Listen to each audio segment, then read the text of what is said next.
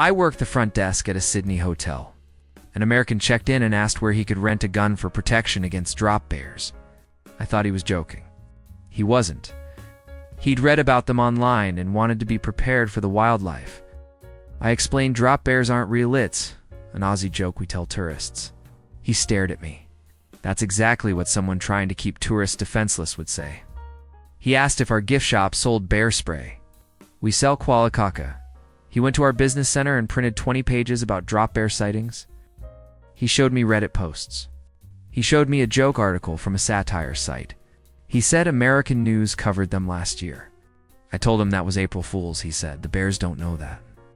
He asked our concierge about hiring an armed guide for his Blue Mountains trip. The concierge told him drop bears attack from trees, not the ground, so guns wouldn't help anyway. He nodded slowly. So what do you use? We said helmets with forks stuck on top. He asked where to buy one. Dead serious, a woman asked our Melbourne cafe for normal coffee. I asked what she meant. She said, regular coffee. Not this weird Australian stuff.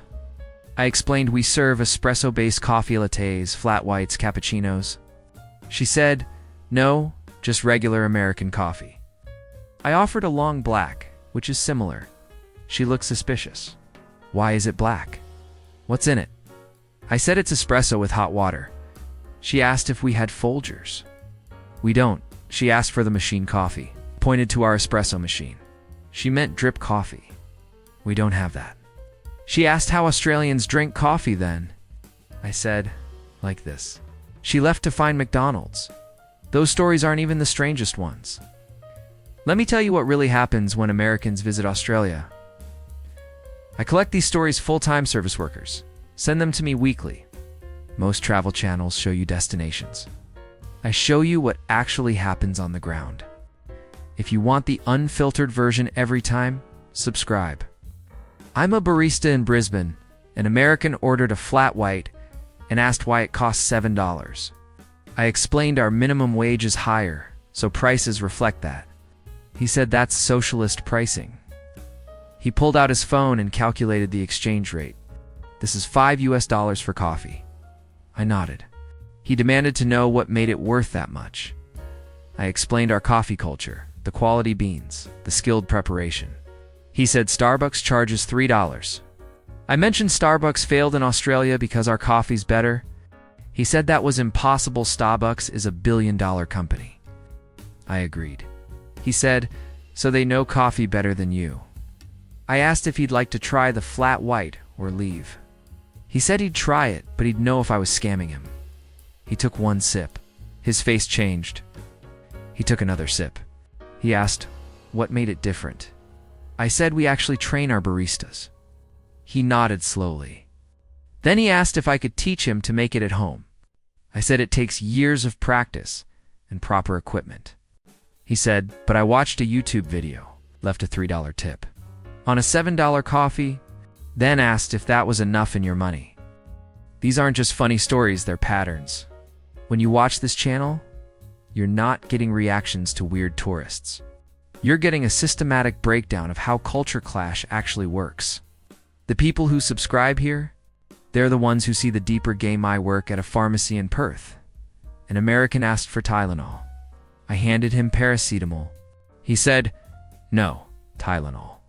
I explained that's the same drug, just a different name. He insisted they were different. I showed him the label, same active ingredient. He said the American version works better. I asked if he understood how chemistry works. He said, I know American medicine is FDA approved. I told him this was TGA approved, our version of the FDA. He'd never heard of it. He asked if it was as strict as the FDA. I said yes. He didn't believe me. He asked if I had real Tylenol in the back. I didn't. He asked if there was an American pharmacy nearby. There isn't. He asked how Australians deal with headaches. I held up the paracetamol again. He asked if people ever get sick from it. I said no more than from Tylenol, since it's identical. He bought it, but said he'd only take half a dose to be safe. The dosage is the same as American Tylenol. He left saying he'd report us if he got sick. He came back 3 days later asking for more, because it actually worked. I'm a tour guide in Cairns. An American asked if we accept US dollars. I said no, only Australian dollars. He said US dollars are universal. I said they're not. He said every country he'd visited took them. I asked which countries. He listed Mexico and the Bahamas, both tourism-heavy places that often accept USD as convenience. He said Australia should take them too, since we're both allies. I explained we have our own currency. He asked what the point was. I said it's how countries work.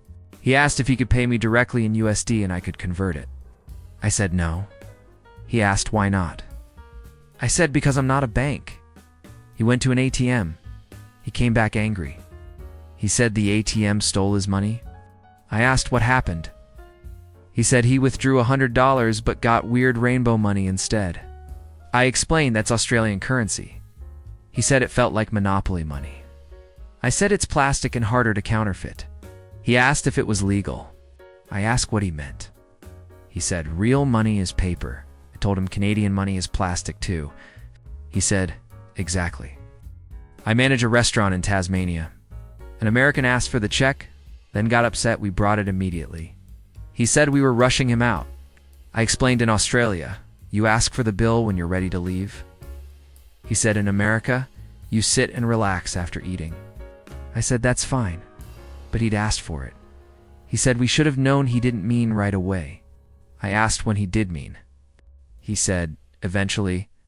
I asked him to signal when he was actually ready. He said asking for the check is the signal. I explained that's the Australian signal too, but it means now. He asked how Australians sit after meals then. I said we do, but we don't ask for the bill until we're leaving.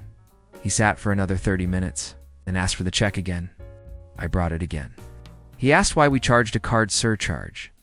I explained it covers processing fees. He said that's illegal in America. I said this is Australia. He asked what other hidden fees we had. I said it's listed clearly on the menu. He hadn't seen it. He asked me to remove it. I couldn't. He paid cash instead, which took him 10 minutes to count out because he kept confusing our coins. He left no tip and said our service was aggressive.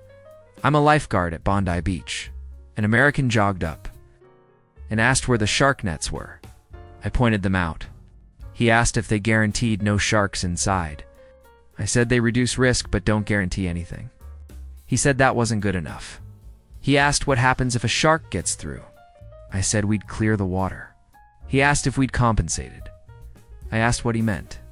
He said if someone gets bitten, does the beach pay damages? I said the beach doesn't pay for shark attacks. He said that's negligent.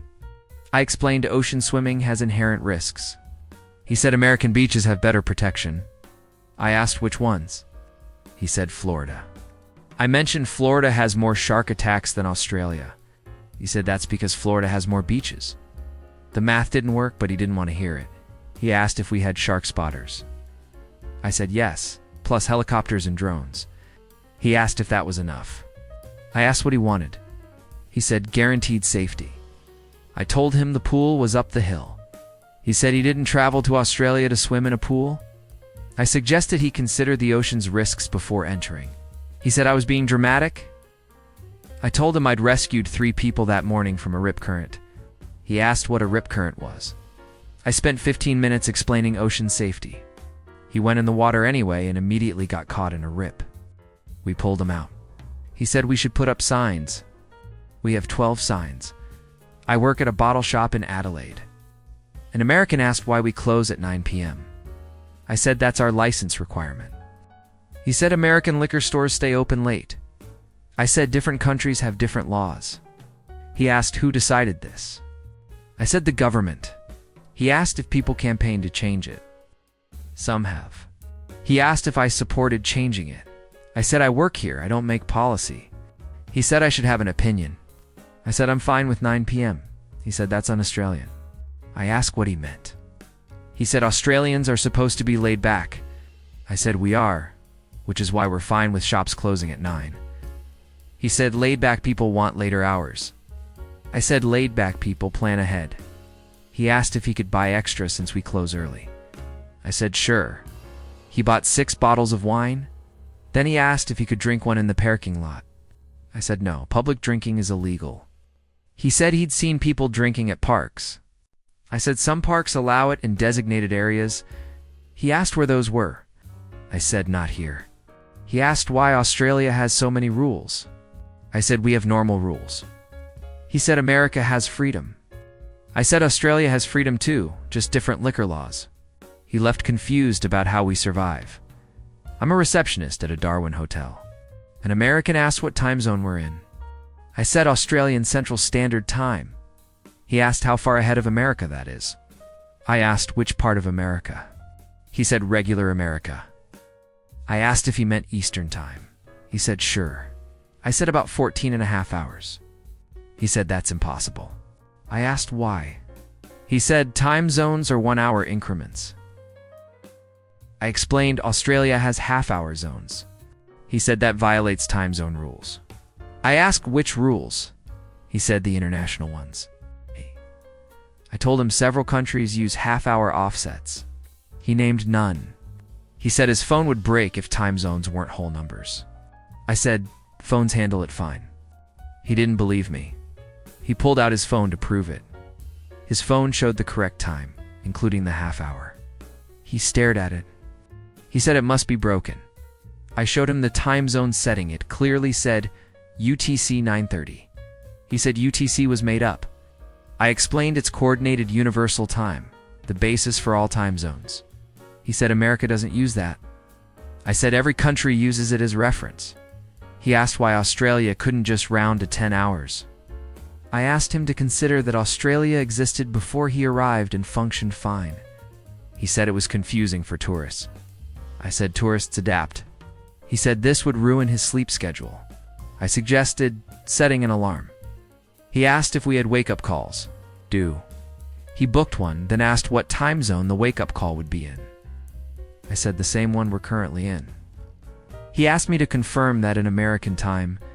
I said I'd wake him at 7 a.m. Darwin time, which is 4:30 p.m. the previous day Eastern time. He said that made no sense. I agreed it's confusing when you overthink it. He asked if other parts of Australia have normal time zones. I said Sydney is a full hour ahead. He seemed relieved. Then I mentioned Lord Howe Island is 30 minutes ahead of Sydney. He asked if I was joking. I wasn't. He asked how many time zones Australia has. I said 5 main ones, some with half-hour offsets. He asked how Australians keep track. I said we check the time. He checked into his room and didn't come down for breakfast. He'd set his alarm for 7 a.m. but forgot to change it from us, Eastern Time. Working in Australian tourism teaches you patience. Americans aren't trying to be difficult. They genuinely expect the world to work like America. When it doesn't, they're honestly confused. I don't do hot takes on tourists. I do field research from people who deal with this daily. If you've made it this far, you already know this isn't your average travel content. Subscribe if you want more of what you just experienced and less of what everyone else is uploading. We laugh about it later. But in the moment, we're just trying to help someone understand that different countries do things differently. And that sometimes coffee costs $7? Got stories about tourists in your country? Every place has them. Every culture confuses somebody. That's what makes travel interesting, occasionally hilarious.